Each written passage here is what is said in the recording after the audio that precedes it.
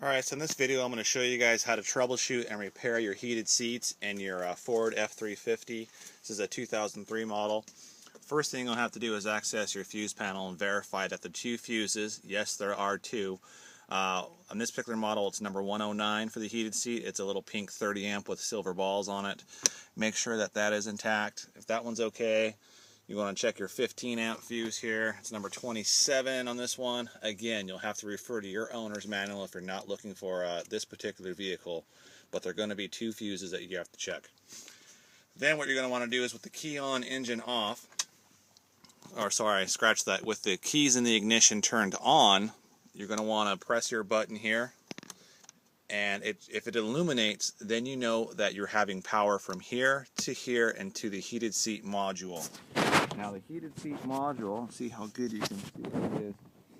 This little plastic box here, see it says heated seat module. That's actually tucked away on up in here. Now on my vehicle, the problem was my heated seats were not working, but this button did illuminate. The reason it's not illuminating right now is because I yanked out the passenger seat, and I'm currently working on that as well to troubleshoot that. I actually know what's wrong with it, and I'll go you through a step-by-step process to verify what is wrong with that. So a couple things to note here. You're going to need a Torx bit, rather large, to yank these two bolts out for the seat. You're going to also need on the back, there's on this here, it's an 18mm wrench to take that socket off the back, and then one of them is the same Torx bit for the back as well. You're also going to need a Phillips screwdriver to go ahead and take off this little screw in here. It's a Phillips.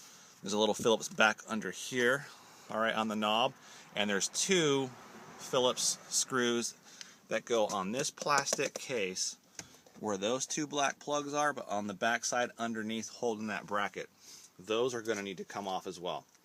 Now I've seen in other chat rooms people have problems taking this knob off right here. This knob you just pry off. If it doesn't come off fairly easy, you're going to want to turn it all the way counterclockwise till it stops. Give it a little torque, and then go all the way clockwise till it stops. Give it a little torque, and then you're not going to want to pull just from the bottom here. If you pull just from the bottom, you're going to end up snapping the plastic. You need to grip it so that you can pull straight off. It's just a plastic housing that slips onto a little round shaft. So you just yank it off. There's no screws, nothing holds it. It just snaps into place as all, so you pop that off. This piece will pop off and then we'll be good. Next step, I'll go ahead and take you to another video that is inside the house of the other chair, where it's easier to show you exactly what needs to be done. This here is the actual heating element that I took out. This is the cushion element. This one went bad. I'll make another video here, and I'm just going to try and splice them all together so that I can show you. But basically you can see this is the heating element for the cushion. There's two in this particular truck. One in the backrest, one in the cushion. Okay. And the way this looks is the wire here on the upside. This wire faces down through the back there, and then it sits right about here. Okay, that's how this one goes. Now, when you look at them, they're basically one wire that's snaked all the way through here, and then as you get down to where the wires are exposed, this little portion here that's buried under a little piece of felt that covers this is your temperature sensor. Now, I know that this one went out because when I check for the continuity, and what I'll do is in the next video, I'm going to go through some basic circuit testing procedures for you guys. For anybody that's not familiar or not very handy, you'll be able to do this by yourself. So, when you check the continuity on this, it's broken. It's a thermite. But the way that this heated seat basically works in theory is it supplies a current. Well, let me back up and make this see if I can explain this better for people that don't have that aren't that savvy. So when you in a fully operational seat with heat, when you turn the key on to either start the vehicle or leave it in the on position and you press this button, there is a momentary about 3-second delay where it's connected to the ground. All right, and that ground is going to be initiated to start the heating seat. So you have to have a good ground in order for the seat to work. If you don't have a good heated ground, it will not work. Now, if it's working, this is going to get up to about 99.5 degrees, and then the thermostat here senses that temperature. It's an expansion plate where it heats up to a certain degree. It shorts out this circuit, which is going to be the two black wires with a red band, and it's going to be corresponding to the two center probes in there, the two center connectors. Those two are going to be to your thermostat. Now, if you check the continuity on those two, you're going to find out that it's broken. There is no continuity. That's because this portion here is bad. Again, you could take one of the test probes to this wire and touch it to the corresponding test wire on this one here, where it connects to the thicker gauge wire, and you'll see that the continuity is broken, or the continuity is intact. So we know it's this. So the reason these seats go out is simply because the thermostat, which gets to 100 degrees Fahrenheit, and then shuts off the seat warmer, okay? The problem is when this goes out and burns out, it doesn't send the stop signal to the actual heated seat module, and then it just keeps on putting electricity out to the wires until it overheats and fries the wire inside. Inside these wires, it's a thin little gauge wire. You can see if you can see it very clearly. It's there, it's hard, it's on an iPhone. The other camera will be better quality. But that wire there, it's a little wire, low gauge, and it has a plastic sheath around it as well. So the wire somewhere in this circuit pattern where you see the black outline, somewhere in there is a break, corroded, or not corroded, but burnt out, fried. It's no longer intact. And basically you have from the yellow wire, it's going to snake all the way around this way in a continuous wire. It's going to snake back here to the other yellow wire, okay? So you're going to want to check the continuity on the yellow wire, so touching one to this yellow wire and one to the other yellow wire in a probe. If the continuity is good, we know that this heating element here is intact, but guaranteed this temperature sensor is going to be bad. Now you can't really replace these. I'm just showing you guys how, what the problem is. So you're going to have to buy a new heating element. And again, this one is this is the original one of the car, December 12th of 2002. This is a 2003. This is the original one. It's 2012, so it's lasted quite a while. All right. Aside from that, there's another heating element that's in the backrest in the back. That one is going to have only two wires. Okay, it's going to be a little different. I'll show you on the other seat, but there's only two wires, basically because all you need is the heating element. The temperature sensor, the additional two wires in this fuse, or in this link, is actually in here. But it goes to the same module, so it shuts off. Alright, so I'm going to go make the next video. I'll show you some basic circuitry to those that don't know pretty much what they're doing. I'll go over the multimeter, how to set it up, what you're looking for, and what you're testing. Alright, so in this video, this is the portion where I'm going to give you some basic circuitry of what we're going to be looking at to check the heated seats. So what you're going to need is a multimeter. This one's a nice one. It's a Klein Tools. What you're going to be looking for is something that checks continuity, and it's indicated by that little tiny right arrow with a little vertical line after it. It's kind of hard to see. Yeah, it's tough, but it's there. And basically what you're doing is you set your meter to the on position and you go over to that portion. This meter is nice because it makes a click when you check continuity. And for those that don't know about how to use a multimeter, it's going to show you how. Now basically when you check for continuity, this one again I can select to make a noise when it goes. You're checking to make sure that the wire is intact, that there's no breaks, there's no burnout, it's not cut, it's not broken, that electricity can still flow through it. So when you touch the two probes together, you can hear the beeping noise. That means that it is good, the wire is intact. Similarly, when you go with this one here, this wire that I have here, right, put it there, you touch one end, you touch the other one. That means the wire is good. Obviously, Now, if it doesn't make a noise, that means that pretty much the wire is most likely broken. All right. I know for those people that know how to do this, it's fine, but a lot of people watching this that don't know. See, there's nothing. That's basically what we're doing with the circuit that we're checking in the heating element. Now, before you go and do everything else that needs to be done, it's very easy to check the heating pads before you start tearing the seat apart. Now, if you have one of these style, doesn't make a noise, it's more difficult to use, but you're still going to have to set it up. The black is going to plug into the COM port, and the red wire is going to plug into wherever it is on yours that has the ohm reading or the voltage reading here. Sorry, the red one's going to go into the ohm reading with the continuity, the little arrow. It's hard to see, I know, but you'll get the overall idea.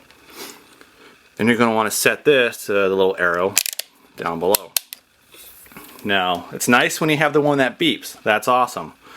But what you need to know here is that, see, when the probes are apart, they're not touching, you have one, or referred to in applied physics as infinity.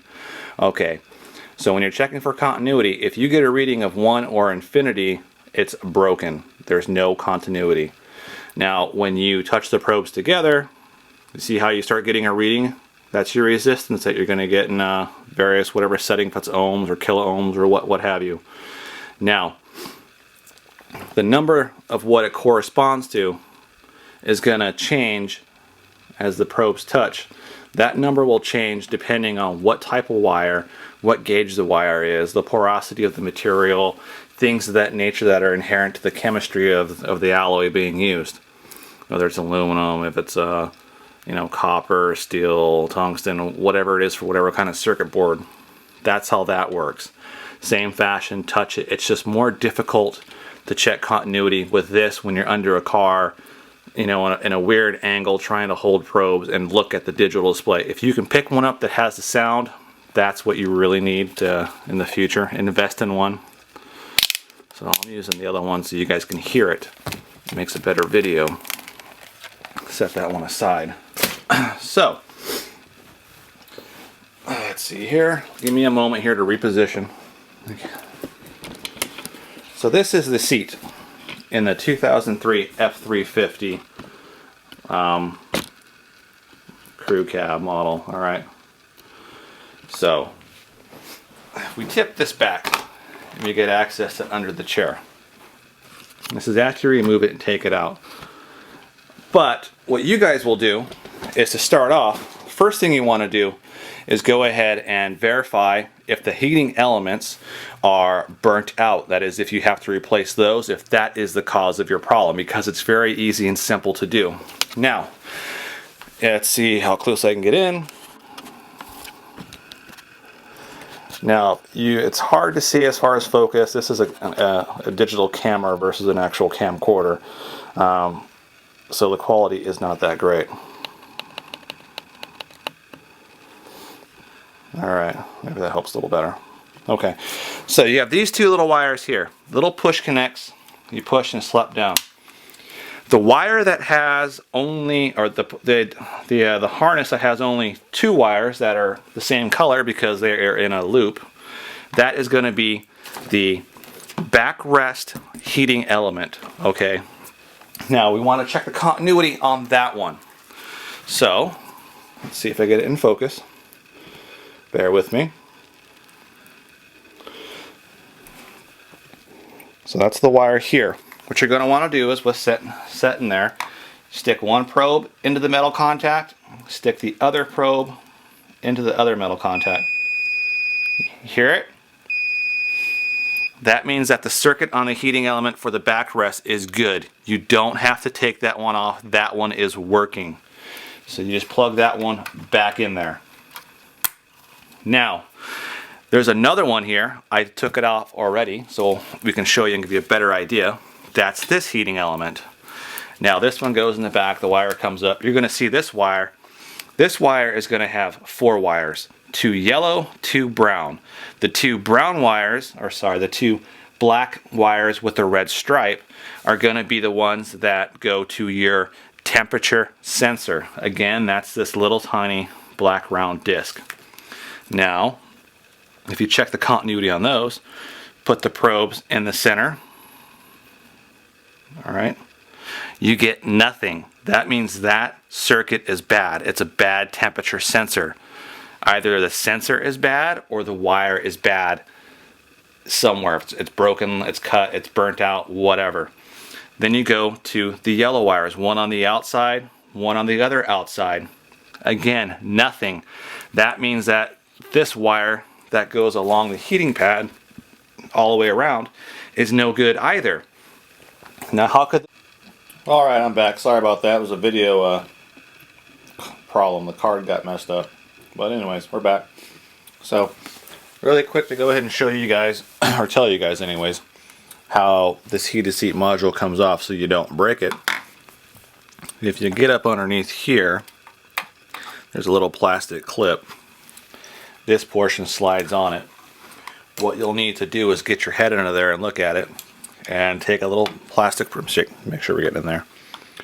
You're going to want to just slide this in the tab and then pull it out. It's just a press tab right there on the back, and this slides out. It pops on and it pops off. Okay? So, where we were, checking the continuity on the heating element itself. Now, I showed you earlier how to do that or whatnot, but basically you stick the two probes in there, check it, we know it's bad. This needs to be replaced, the heating pad. The back one's still good, so we're fine. Now let's say that checked out okay, the back checked out okay, well then your next likely suspect would be the actual heated seat module. The way you can check that is simply unplug it. A little tight, there you go. That's it. It's got the pins inside. Toss that aside. To check that, you want to do the same thing. Check the continuity on with the tab up, the flat bottom on the bottom. You're going to want to check for continuity on numbers 1, 2, 3, and 4. So putting a probe in 3 and putting a probe in number 4.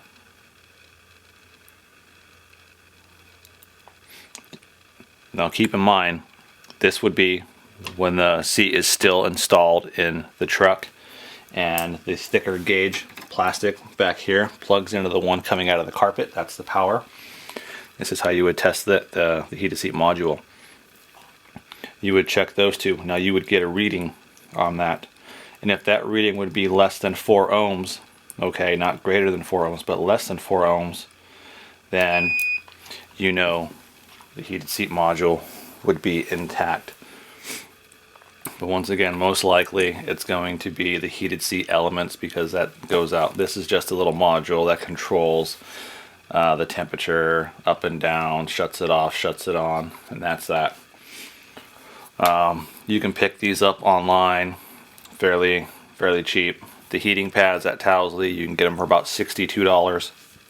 And they're a piece. That's one for the cushion, so $62 for the cushion element and $62 for the backrest element. Alright, if you buy these at a dealership, you're looking at $110 a piece. Alright, this here is like 40 bucks. So with that back in place, alright, so let's jump to the assumption that heating pad, either one is bad, you need to replace it. Now how do you do that? Well, it is a little difficult, but not really. What you're going to do is take out the two, basically unmount the chair and disconnect the thick black cable here. Yank the chair out, it's much easier. Bring it into your house, someplace easy to work with, and set it down. So when you get the chair, it'll be like this pretty much. Alright, so bear with me. I know the quality's bad, but I'm taking the time to make you guys a video so I can help you guys out. So, let's see. So right in there, alright, right where the little center of the screen is going to be where this bracket goes, and that's going to be 2 Phillips screws. Those 2 Phillips screws need to come out. Okay? So once that part is out, and you're going to want to adjust your chair so that, like in the first video that I'm tying in, you can see the other ones that need to come out. And that's going to be those ones there. So there'd be a Phillips screw here under the black plastic knob, which is just this right here. That's what it is.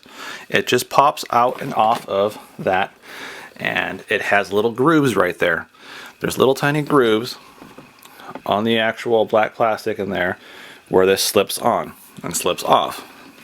All it has to do is come out vertically. Just take it off, making sure that you're not torquing more on one side than the other. It needs to come straight off and go on straight on. Once those are two off, you're going to notice that there'll be another screw, not shown here, but in the first video it is.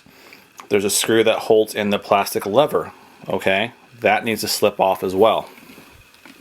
And then once that is taken care of, you can adjust your chair and go towards the back. You're going to have those little plastic tab inserts that go right in here. It goes through the carpet, a little gray plastic or black, whatever color your carpet is, and that's going to go into there. Those you can start taking off with a little flathead screwdriver, pry them off a bit, then take some needle nose pliers in there and lift that little tab out. Same thing on this one. You can actually see it there, little plastic piece. All right, that's what it is. All right, so once that is off, you're good to go. Another important note is, before you even begin this, is to go ahead and power your seat back. Alright, that's so you can get in there and test everything. But what you're going to want to do is, you see this tab here? Make sure you can see it. One second. There's a little plastic tab here that holds the fabric, the cushion seat, taut, nice and tight to the metal frame. That goes in here. Again, it's pulled up so it's shimmied so it's not very tight. You're just going to want to take your hands underneath the back cushion rest and kind of squeeze it forward, alright? And then this black plastic piece will pop off. You just have to bring it closer and then pop the black off. That goes that way. That portion will peel back. You don't have to take all of this, locking arm mechanism off. Leave that alone, and leave the side that has the access panel, leave that alone. Don't touch that. Now, on the opposite side over here, let me see. On this side over here, you're going to have some of these plastic tabs that come up underneath this chair rail. And they go underneath the portion that has these little bolts here and a little bolt down in here. They're little 10 or 9 millimeter bolts. A 10 millimeter socket fits and a 9 millimeter wrench works fine. You may have to loosen the upper top one. I had to, simply because the rail was tight to the point where it was sitting and pinching some of the fabric. It was pinching some of this, so you couldn't pull it out. So you had to undo just the one to lift it and shimmy out those little side tabs. So, with those side tabs out, you can see it here on this angle. You can see right in here is where those tabs go. It was pinching there, so you lifted it up, you were able to pull it out, and there. And it's these two tabs over here on that side. That's them. Okay. So, the next step would be to deal with what I would say is the hardest part in fixing this, and that's the frickin' hog rings. Alright, so give me a moment to reposition here. Big ass heavy chair. Alright, so give me a second, make sure we're in focus. I know it's bad, but you know what? I'm helping you guys out with making a video when I can just be doing other shit. Alright, so this seat here folds back over like that. As you pull the tabs up, you pull this front tab up, you start to slowly peel it back. Don't yank it back. Why? Because as you can see, right there. You see this plastic piece right here? That is a little band that is stitched to the actual leather cushion seat. And see that little metal ring? That is a hog ring. Now it's hard to get close in there and see it, but basically what that is it's time tough.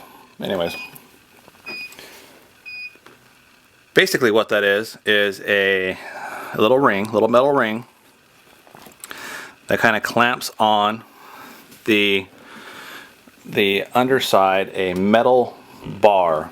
Okay, there's a metal bar down in there, part of the frame, and what it does is it ties this piece of plastic with a loop around that metal ring, and it holds it there nice and tight. So basically it holds the seat down. That's how you get these little groove patterns here in the back of the seat rest. It's because there's hog rings holding this nice and tight up against that frame. If you go to take this one off, it's the same thing. I'll go through that in a minute. But you'll need to get a pair of needle nose pliers. That's where these come in handy. So when it's nice and tight down in there and you slowly peel this back, you're going to see that you have right here on yours, see little darker discoloration areas? That's where the glue was holding the heating pad down. It lightly peels back. Don't worry about tearing the foam, but be careful. So you'll just want to go ahead and take some needle nose pliers when you're down in here working. Okay, you'll be down, sorry, reposition. I'm working around a frickin' camera.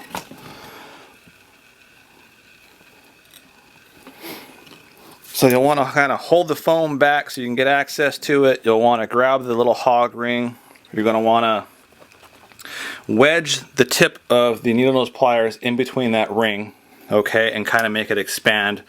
You can basically see that the ring needs to separate and loosen up on one of the sides. On this one here, it loosened up against this part down here, the actual metal frame. It doesn't really matter. It needs to come off. And what needs to come off is the one up front. That one needs to go, and then you also need to get one that comes across this piece here. That's a horizontal piece. There'll be two right there that need to come across. Why? Because this lays down there, and you see this little fold right in there?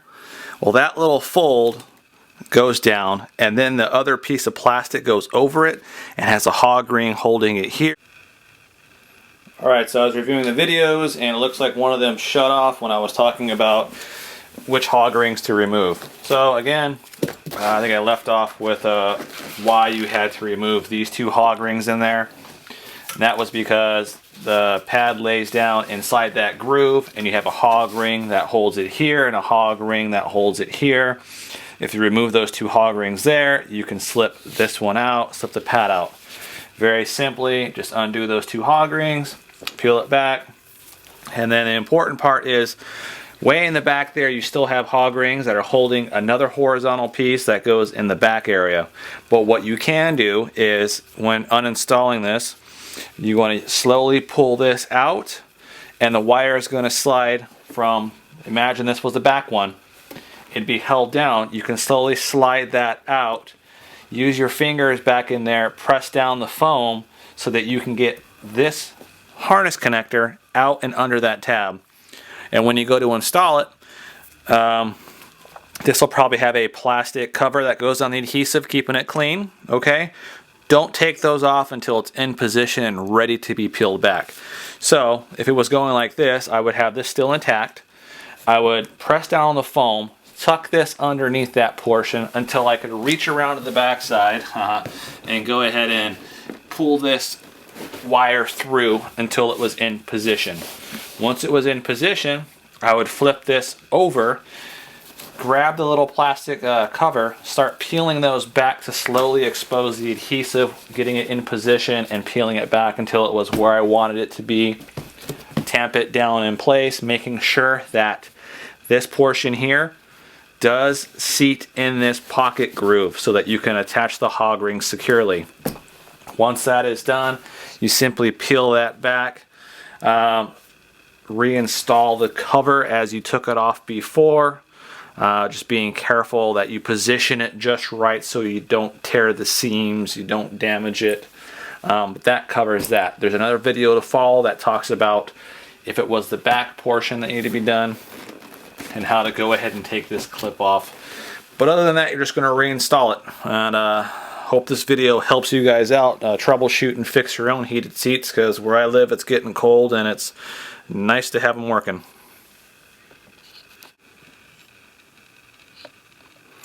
There's a little locking tab that needs to be released.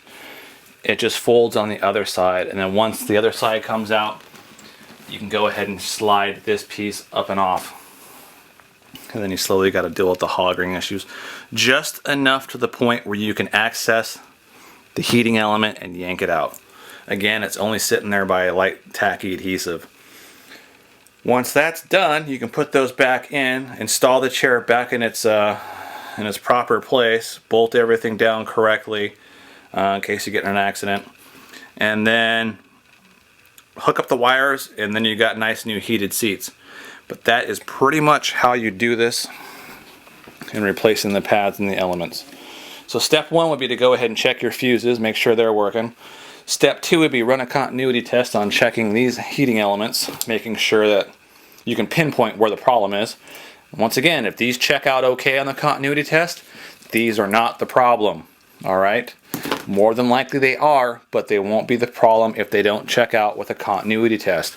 Don't even go through the process of taking the chair apart unless you know that one of these are not working. It defeats the purpose and it saves time by not having to go through all this. Okay, if it's not that, check your actual power box. What you should be doing is with the key in the ignition and turned on, and you press the little button. If you get the heated seat button to light up but you're not getting any heat, test for continuity on the heating elements. If they're bad, replace them. If they're good, then you need to go ahead and check the heated seat module. If you have one seat that's working and one that's not, swap boxes. Take one off the other chair, put it on this one, see if that fixes the problem. If it is, order a new heated seat module. Other than that, it's a very simple system. Anything else, if those are not working, you have a wiring issue that needs to be addressed. Most common places where the wiring is going to be a problem is going to be in the actual harness itself, or it's going to be on the actual switch over here. That you can unplug from the back and check those for corrosion, check them for breaks, and that's it. That's pretty much how you troubleshoot and fix these chairs. Other than that, it's not a problem, because the only thing you're getting from the fuse panel is power to this unit here. It's more than likely going to be one or both of your heating elements that are burnt out. So just repair those as I've shown you, and you're good.